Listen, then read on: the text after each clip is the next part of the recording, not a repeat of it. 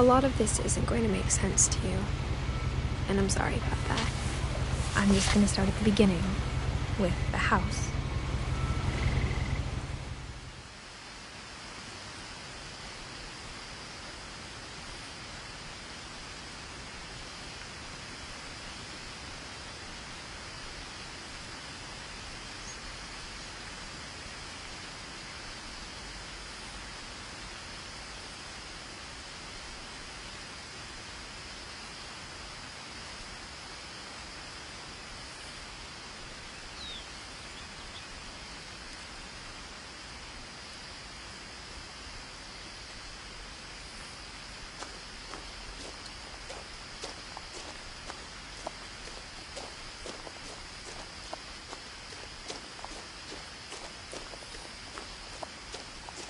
I lived here until I was 11, but I wasn't allowed inside half the rooms.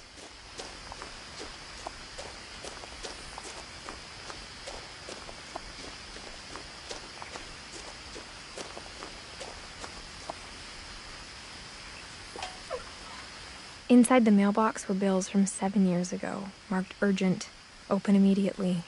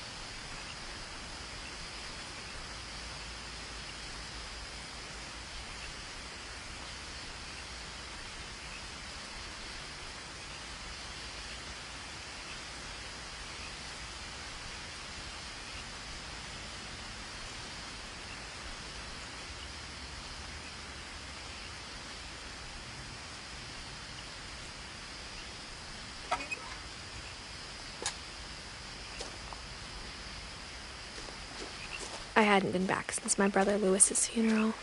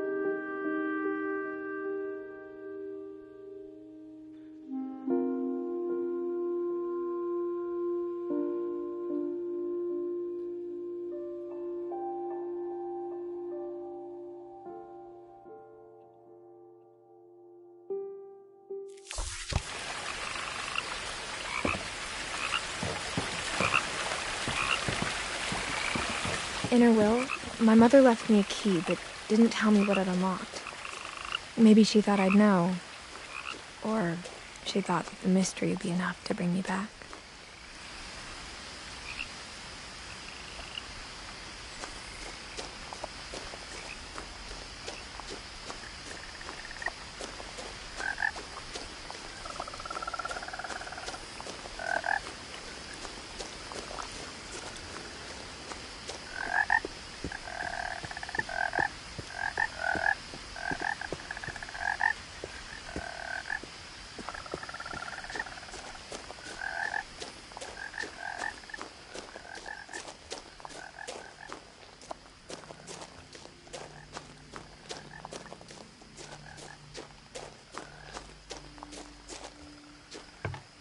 The woods around the house have always been uncomfortably silent.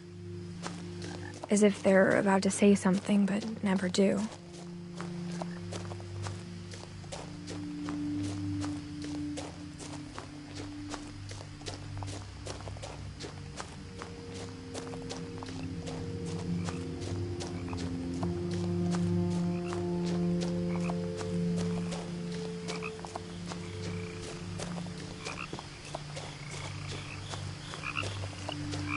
The house was exactly like I remembered it, the way I'd been dreaming about it.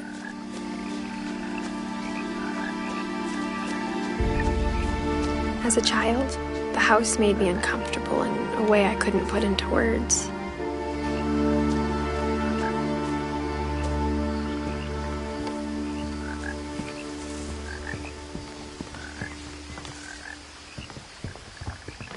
Now, as a 17-year-old, I knew exactly what those words were. I was afraid of the house.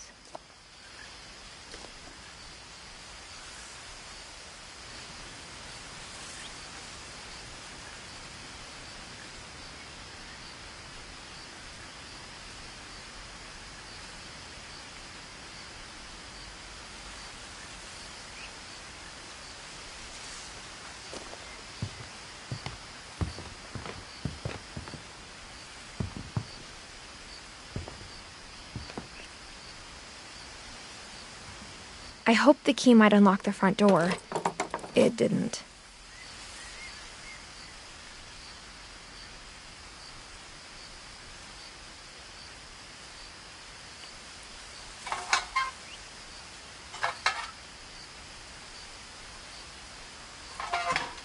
Looking in, I felt like the house itself had been waiting for me.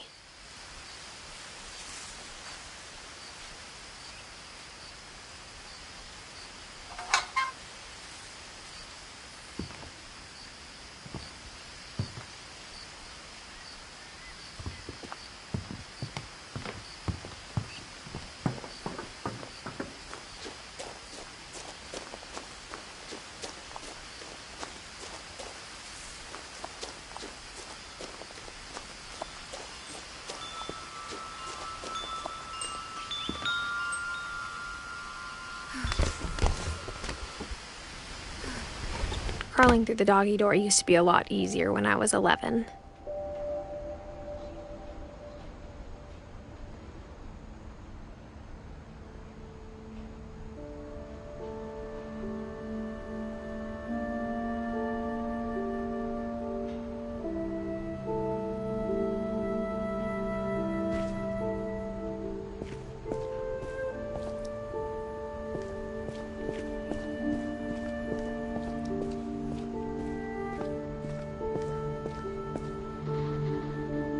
The power had been turned off the night we left.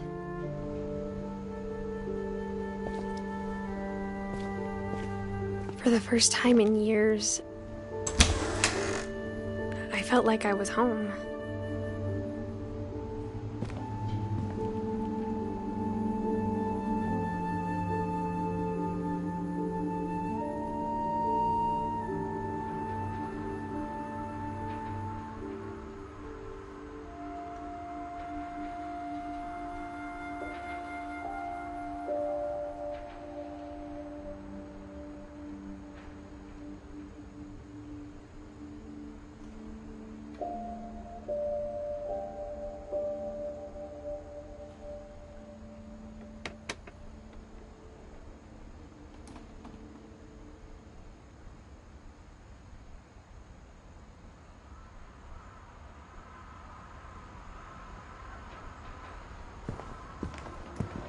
But instead of a family, there were just memories of one.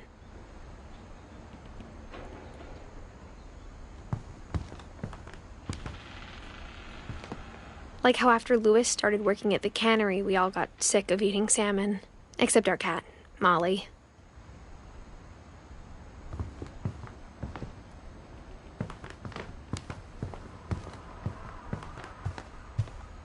The table was still a wreck from the night we left. It was like a bomb had gone off, killing everyone but sparing the furniture.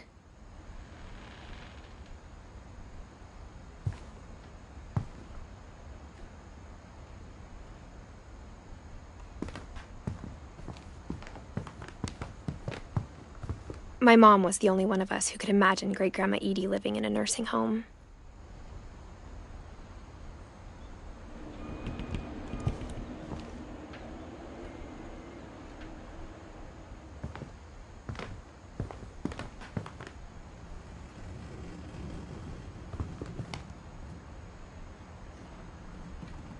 Nothing in the house looked abnormal. There was just too much of it, like a smile with too many teeth.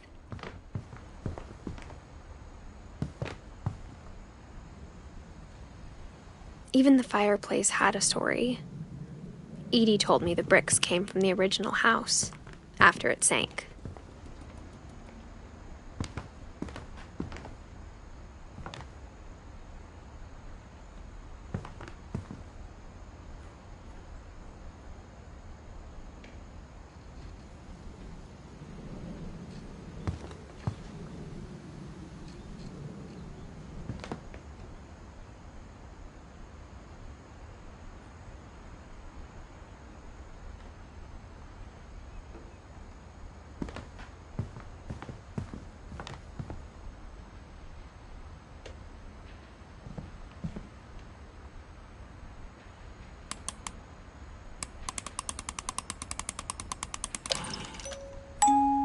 Great-Grandpa Sven built a music box for Barbara, along with the rest of the house.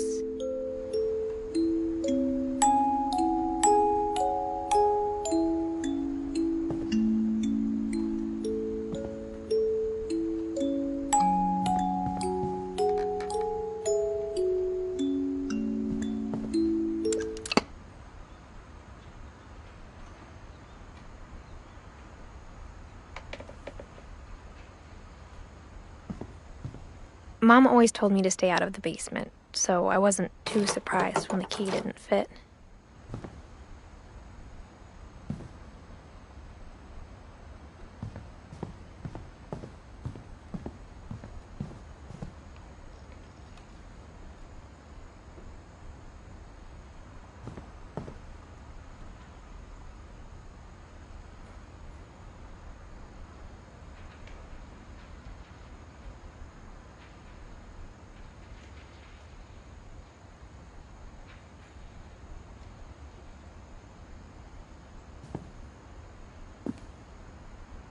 After Milton disappeared, Mom sealed up all the bedrooms.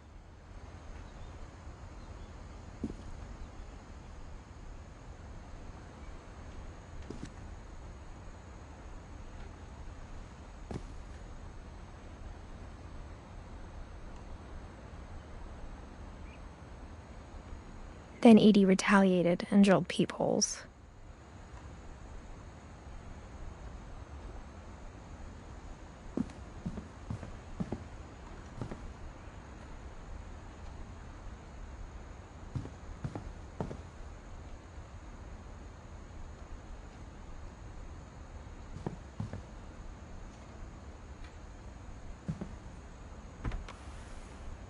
Molly always seemed like a girl I could imagine being friends with, if she hadn't died in 1947.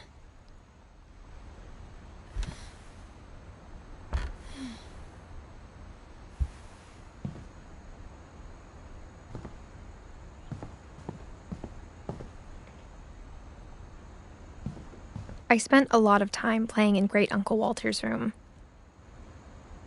I think my mom sometimes regretted not sealing it up.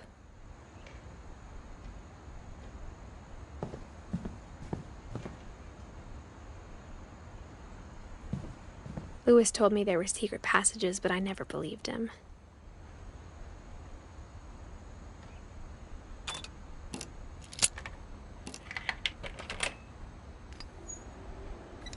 Turns out, my mom was really good at keeping secrets.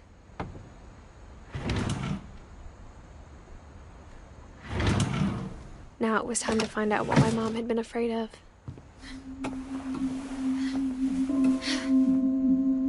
From the paintings on the wall, it was clear my brother Milton had been here before me.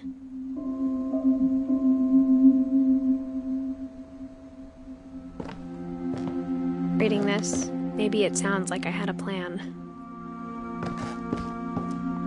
But I had no idea what was behind that door.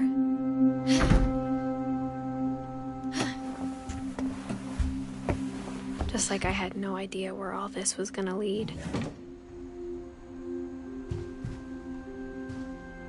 I grew up looking at Molly's room through the peephole. Molly's gerbil had a tiny bedroom with its own even tinier gerbil cage.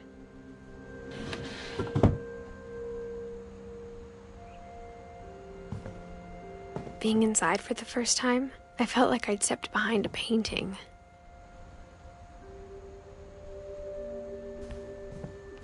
I got the sense Edie had spent a lot of time here, before my mom sealed the doors.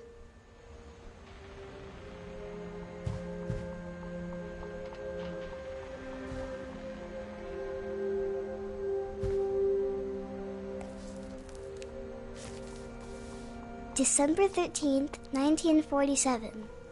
Dear Diary, I'll be gone soon, but I wanted to tell somebody about what's gonna happen. It started when Mom sent me to bed without dinner. I woke up and I was starving, so I looked around for something to eat.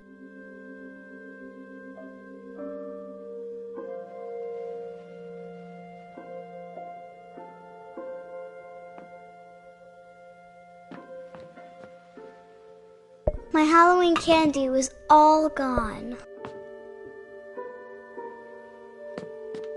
The gerbil food was dry, but I didn't mind it.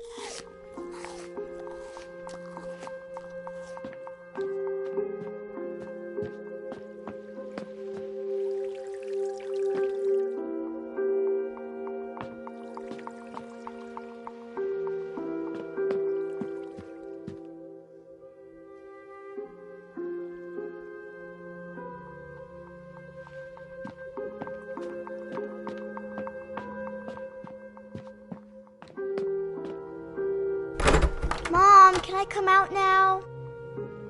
Sweetheart, it's late. Go to sleep.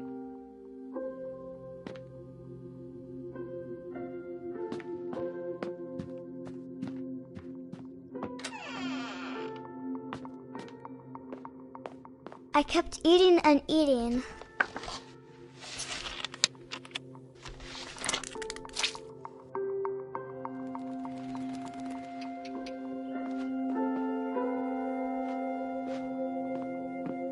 I ate a lot of things that night.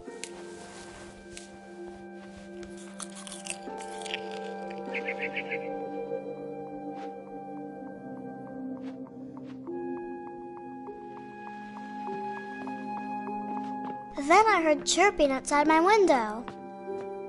It was a barn swallow going back to her nest. I reached out for her.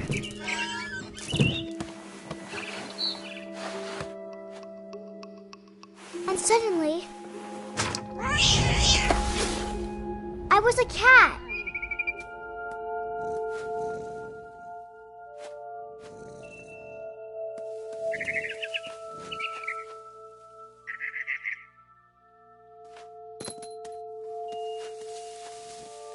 I tried to be quiet, but the bird was really scared.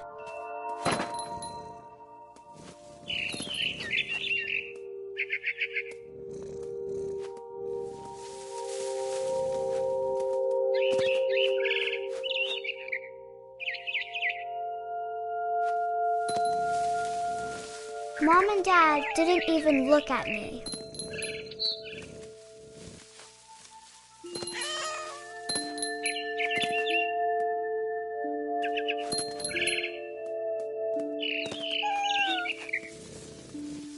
I jumped and I almost got her.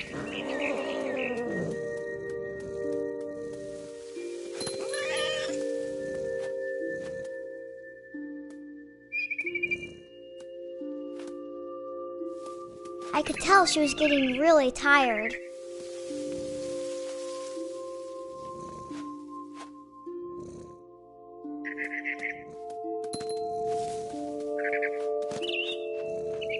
Now I was up in the big tree. I promised Dad I wouldn't climb it anymore. All I cared about was eating that mama bird. I gobbled her up. And suddenly, I was an owl. First, all I heard was the wind. Then I heard little teeth nibbling in the grass.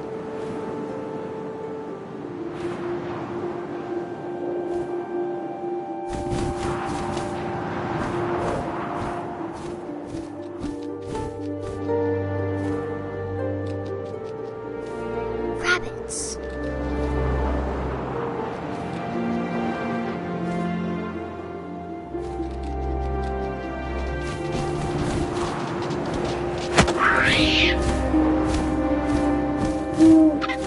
I imagined his face looking up and seeing mine through my talons. I swallowed him up, and I didn't chew one bit. Then I flew off to find something bigger.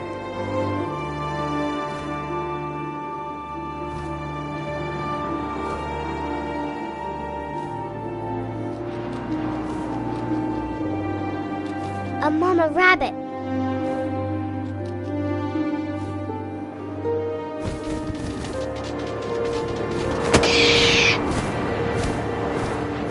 She was almost too big to carry. I started choking, but I couldn't stop eating. And suddenly, I was a shark.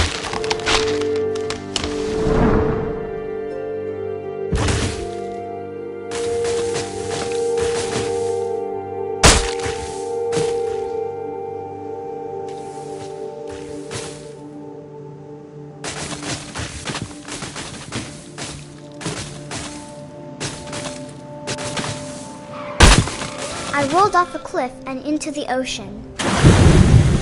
Now, I was hungrier than ever.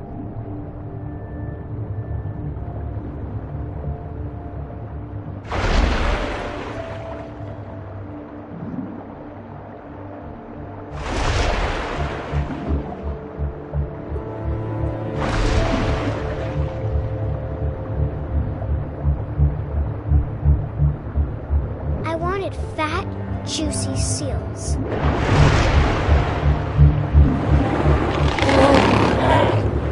I tore off her flipper, and it tasted really good.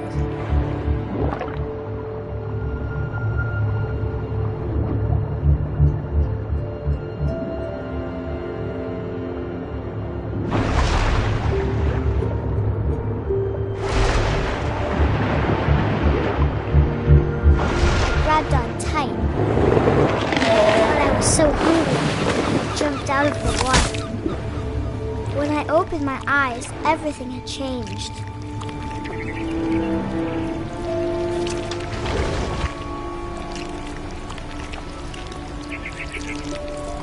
Now I was a monster, and I smelled people everywhere.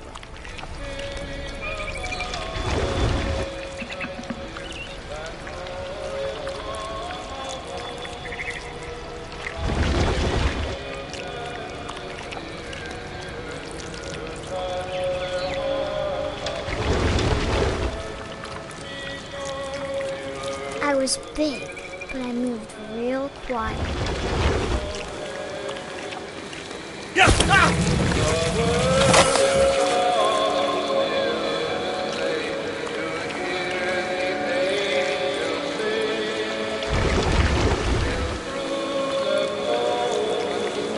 I wanted to stop, but also I didn't.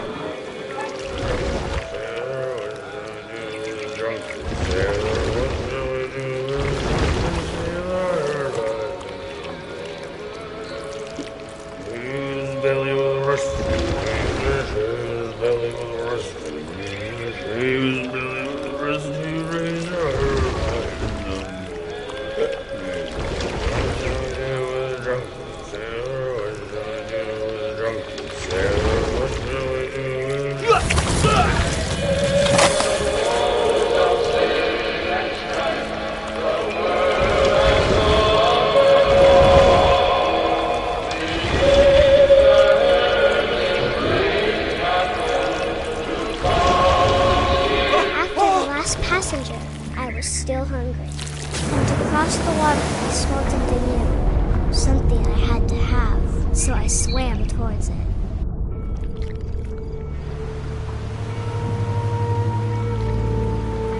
I slithered onto the sand, and the good smell went into an old pipe.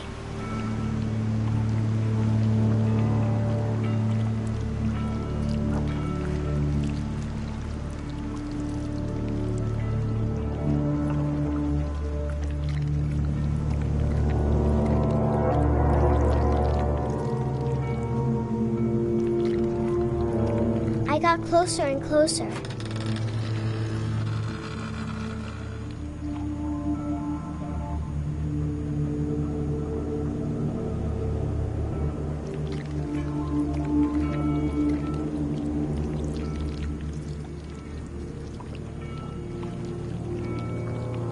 All of my stomach started growling. And suddenly, I was me again.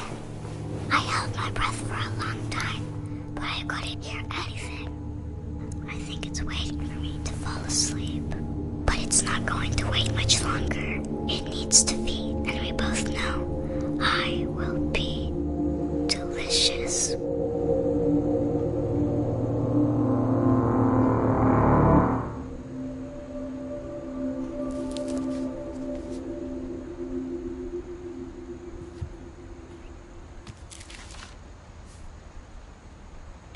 I'm not sure if I believed all of that, but I'm sure Edie would have.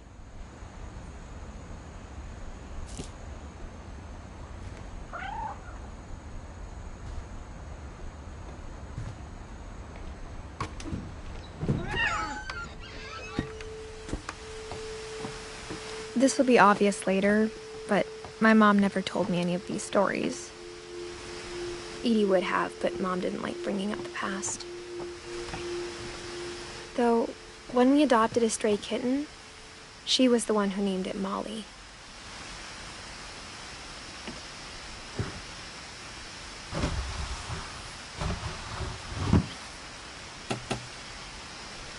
I spent a lot of time in Great-Grandma Edie's room. Louis died a week before we left, but Edie had already started to memorialize him.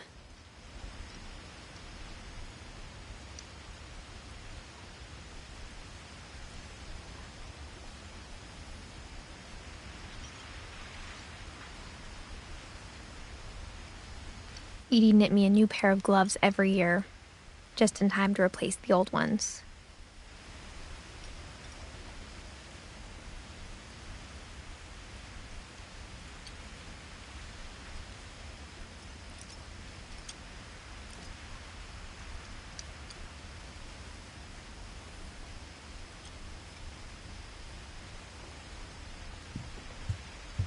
When Edie told people Sven was killed by a dragon, she could also have said he was building a dragon-shaped slide that collapsed. She could have, but she didn't.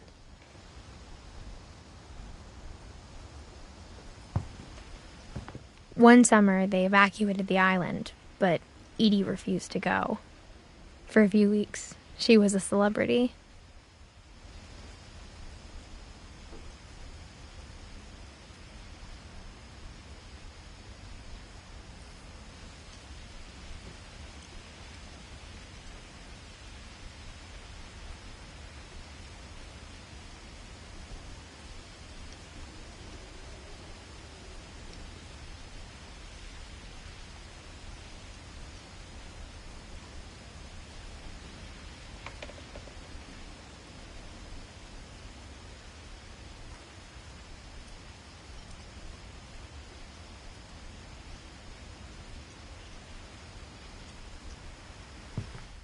I hadn't thought of myself as Edith Jr. for a long, long time.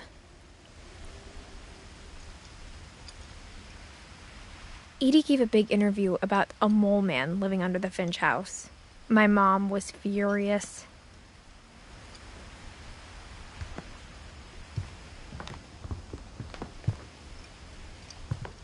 Even in her 90s, sometimes Edie seemed a lot younger than my mother. Her room was like a museum.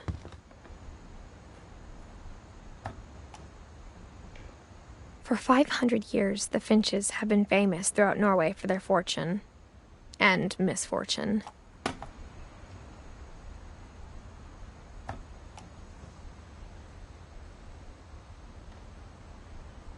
Odin Finch buries the latest victims of the family curse, his wife Ingeborg and their newborn son, Johan.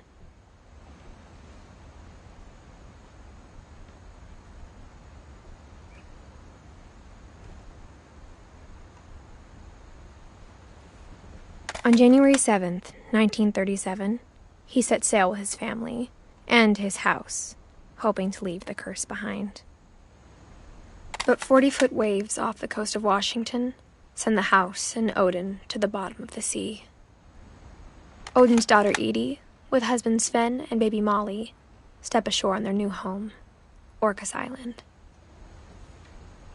Odin Finch is the first to be buried in the new family cemetery. His daughter Edie is already dreaming of a new Finch house.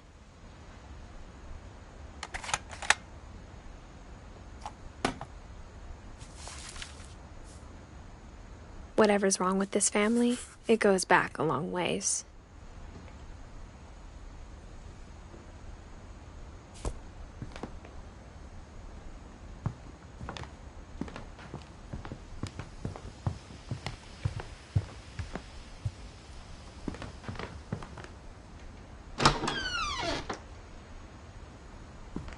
The only trace Grandpa Sam's first wife, Kay, left on the house was the pink bathroom.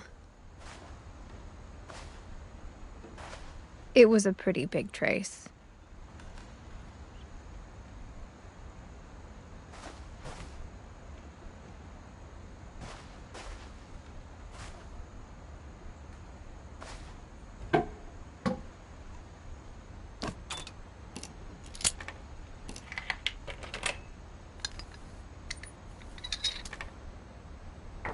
There's a secret in this bathroom. It's in the last place you would look. It isn't in the cupboard.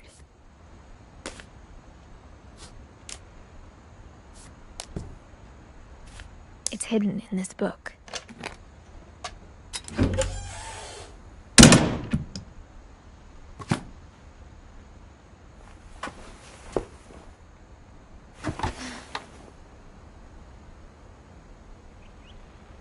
Sven gave Sam an old camera he'd refurbished.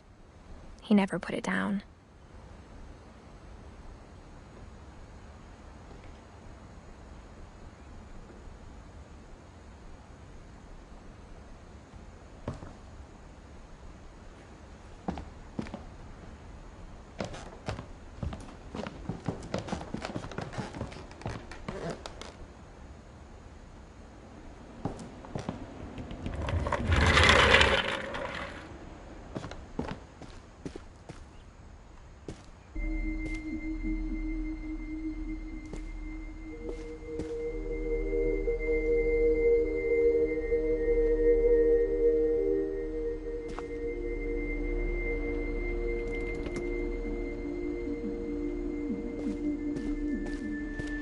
I knew Grandpa Sam had a twin.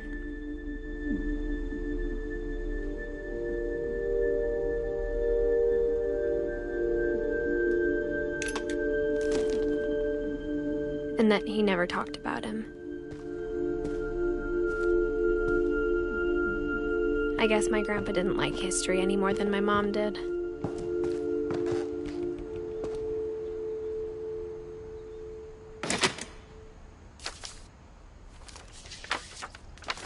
How I Want to Remember My Brother by Sam Finch. The thing I remember is that when he made up his mind, that was it.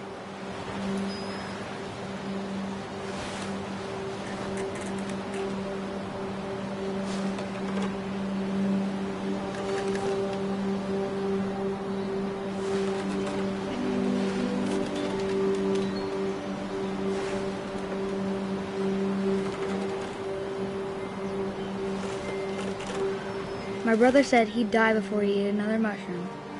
And he did.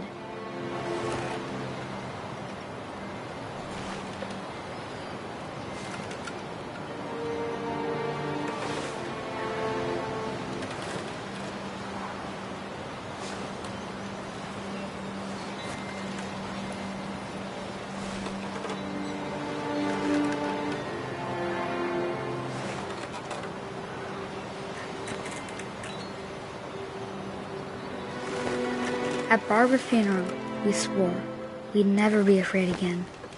And he wasn't. I think Calvin always wanted to fly. Sam, Calvin, dinner's ready. Coming! But that day, he finally made up his mind to do it. I told him going around was impossible. Maybe if I hadn't said that, Calvin, I'm not gonna tell you again. maybe if the wind hadn't picked up, then maybe he'd still be here. But I doubt it. I think he'd already made up his mind. That's what I want to remember about my brother.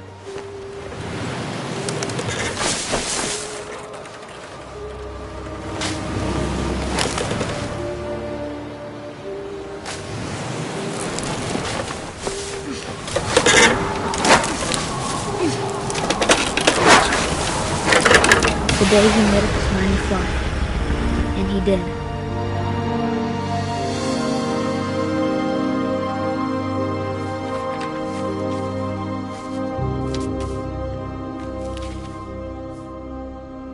Calvin's story felt strangely familiar. When I was younger, I remember trying to do the exact same thing.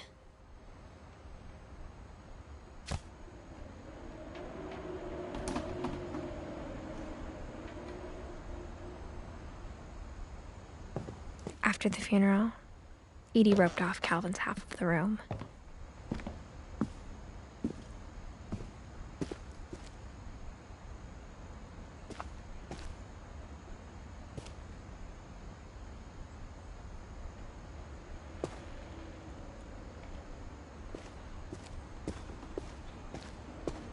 Mom said Grandpa Sam enlisted at 18 and never set foot in the room again.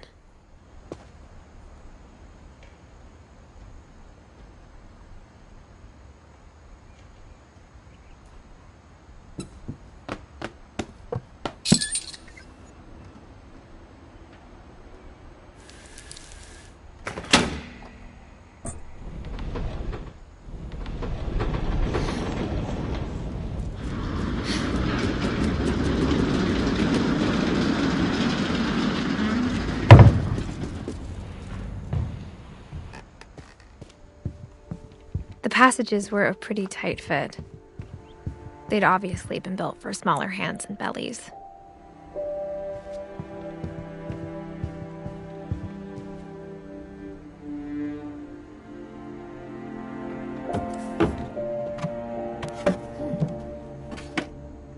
Growing up, I always thought of Barbara as a child star.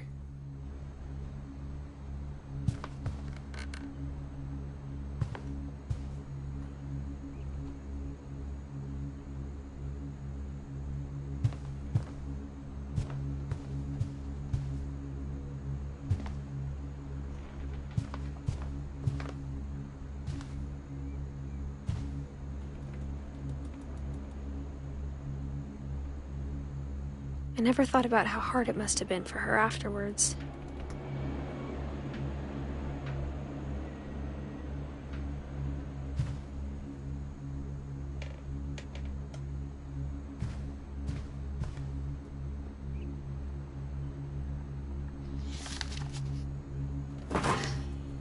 Of all the stories people wrote about Barbara's death, I'm surprised Edie saved this one.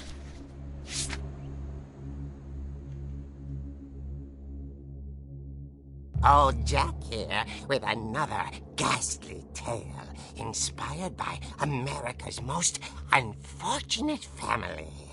I'm calling it The Surprise Ending of Barbara Finch. As a child star, Barbara was famous for her scream. Now at 16, she was all washed up. A has-been. But in a lucky break, she'd been asked to perform her signature scream at a local convention for monster movie fans. It was just the boost her career needed. Unfortunately, her scream hadn't aged well. Getting better. I think you just need the right motivation. Her biggest fan and current boyfriend, Rick, was about to demonstrate when... Now that was a great scream. It was Barbara's father, Sven. He'd slipped into a table saw and had to be rushed to the emergency room. So Barbara got stuck babysitting her youngest brother, Walter. Her convention comeback was cancelled. Okay, I'm hearing frustration, but I'm not hearing terror. What if I tried... A gang of hoodlums in Halloween masks have been terrorizing Orcas Island tonight. Police are urging residents to...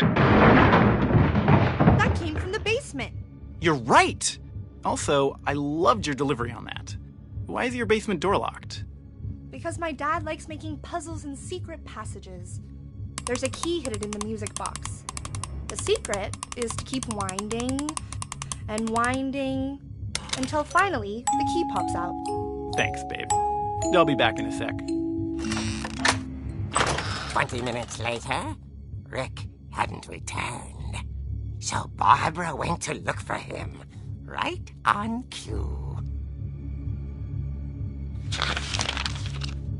She reached for the music box. And as she wound the key, she listened for Rick, but the house was silent.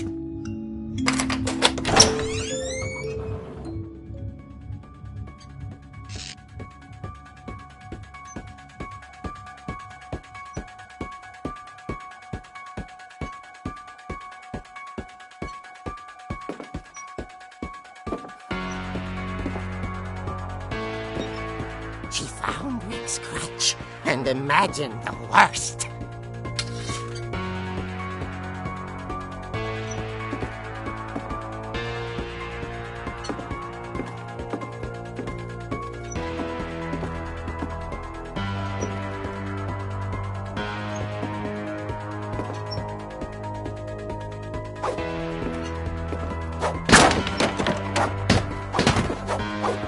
The gang's leader is the infamous Hookman killer, Dr. Carl Hamill, who impaled and then ate his family 10 years ago tonight.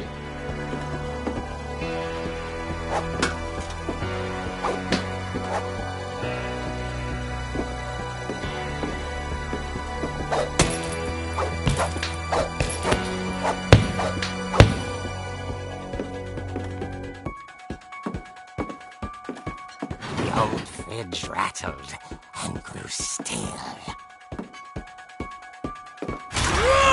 Oh dear! Oh! Rick? Barb, relax. I was just trying to scare you to help you find your scream. Well, I'm not scared, Rick.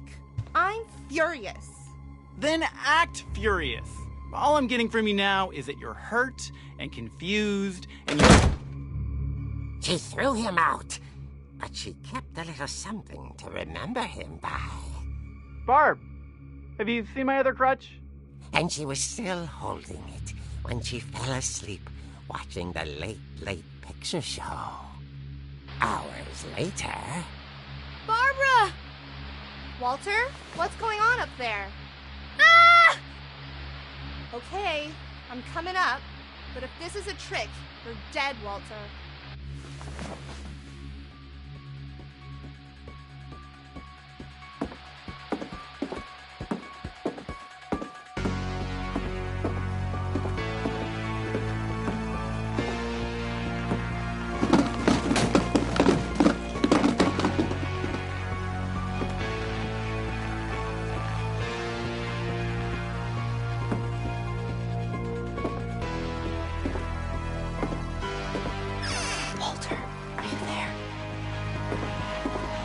Walter had vanished, but his bedside radio was still on.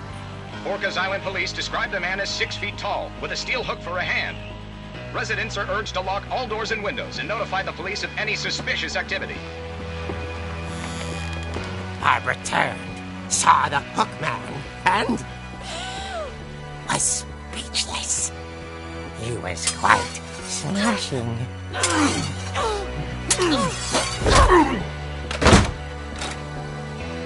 And he was. He couldn't get enough of Barbara. Okay, Barbara, there's gotta be another way out of here.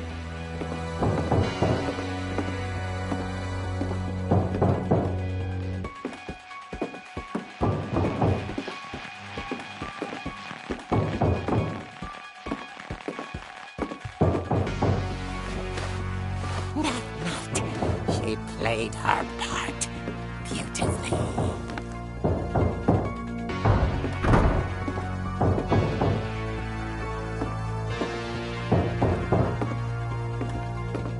She thought about abandoning Walter, but just couldn't do it. Molly's door hadn't been opened in years.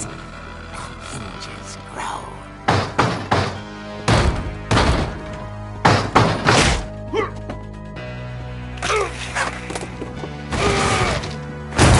He wasn't moving, but she sensed the story might not be over yet.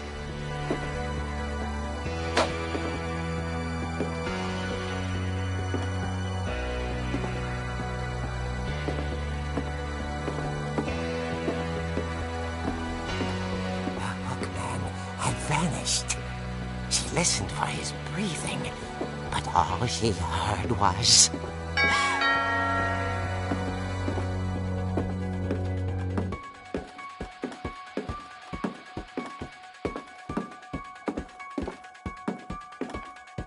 Someone at the door was dying to speak to young Barbara. At the door, she heard whispering. It was coming from inside the house.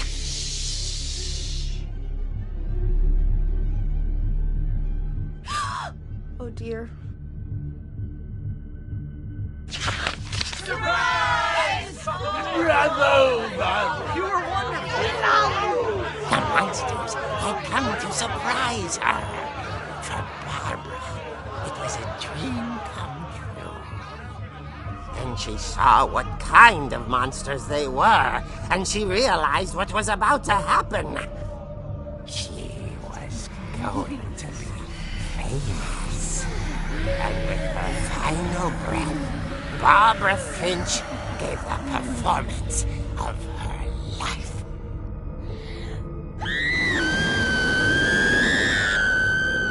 I wasn't there myself, but I hear Barbara was magnificent. Poor girl. She had a taste for stardom. But unfortunately, so did her fans. Of course, the police blamed it all on poor Rick, who disappeared the same night. And little Walter? Hiding under his bed the whole time. He took it all pretty hard, but that's another story. As for Barbara, tucked inside the music box is all they ever found of her. Her ear. Now that's what I call a real eerie tale.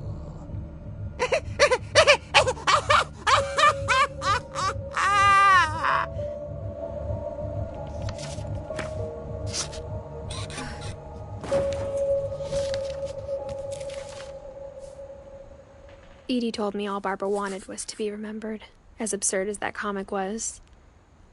Maybe what Edie saw was a happy ending.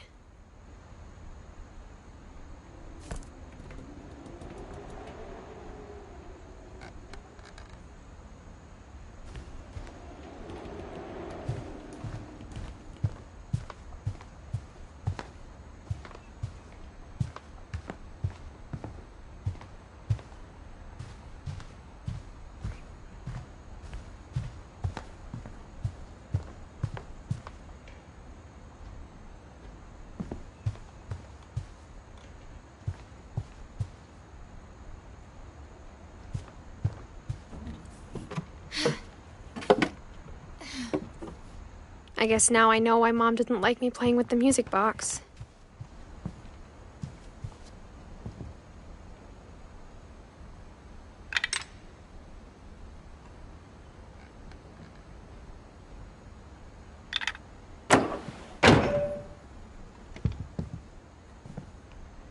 It's funny. All those times I played with the music box and never found the basement key.